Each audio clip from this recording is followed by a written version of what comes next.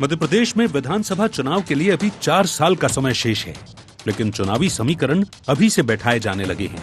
BJP और कांग्रेस दोनों दल इस कवायद में जुट गए हैं। इसी कड़ी में प्रदेश के सबसे बड़े वोट बैंक ओबीसी को साधा जा रहा है। ओबीसी को साधने का हथियार बना है उसके हिस्से का 27% आरक्षण, जो कई सालों से अदालत में अटका हुआ है।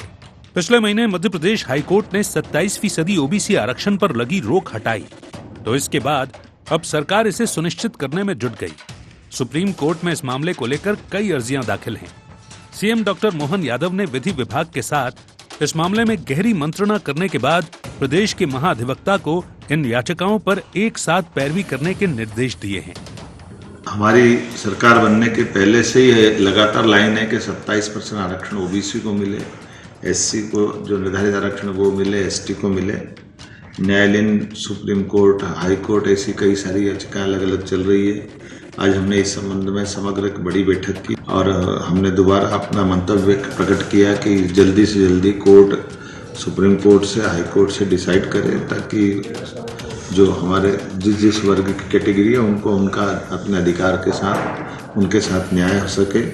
मैंने अपने एडवोकेट जनरल से कहा है कि वो सुप्रीम कोर्ट में अर्ली हियरिंग लगाए और कंपाइल करते हुए शीघ्र इस फैसले की तरफ आगे बढ़े और जितनी जल्दी माननीय न्यायालय फैसला करेगा हम उस निर्णय को लागू करने की व्यवस्था करेंगे। मुख्यमंत्री के इस बयान का कांग्रेस ने स्वागत तो किया है, लेकिन इसके साथ ही ओबीसी को 27% आरक्षण मिलने में हो रही देरी के लिए बीजेपी सरकार को ही जिम्मेदार ठहरा दिया है।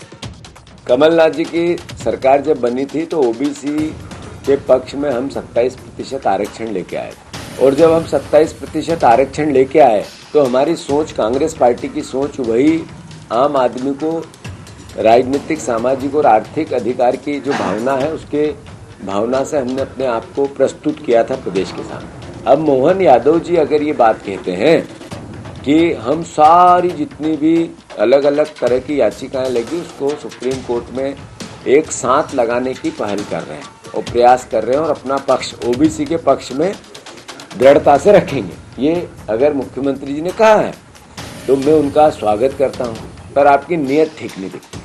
आपको ओबीसी आरक्षण के नाम पर हो रही सियासत के मायने भी समझा देते हैं। ओबीसी क्यों अहम? मध्य प्रदेश की 50% से अधिक आबादी ओबीसी की है। जातिवाद की राजनीति में ओबीसी की सबसे अहम भूमिका मानी जाती है। ओबीसी वोट मध्य प्रदेश की लगभग 100 विधानसभा सीटों को प्रभावित करते हैं। 72 विधानसभा सीटों पर तो ओबीसी की आबादी 40% से ज्यादा है। कांग्रेस जातिगत जनगणना की मांग का दांव ओबीसी साधने के लिए ही चल रही है।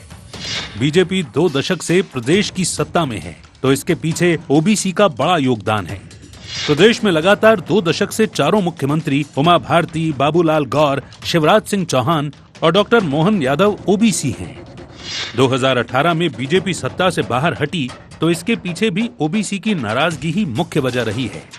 2018 में ओबीसी बाहुल्य 72 सीटों में से कांग्रेस ने 43 सीटें जीती, तो भाजपा के खाते में सिर्फ 25 सीटें आईं।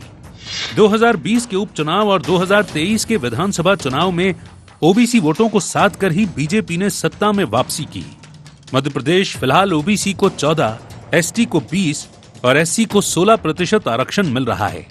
अगर ओबीसी को 27% आरक्षण मिलता है तो ये सुप्रीम कोर्ट द्वारा तय अधिकतम 50% आरक्षण की व्यवस्था से 13% ऊपर होगा। सरकार कानून में संशोधन कर आरक्षण का दायरा तो बढ़ा सकती है, लेकिन इसके साइड इफेक्ट क्या होंगे ये देखने लायक होगा। Bureau report, IND 24।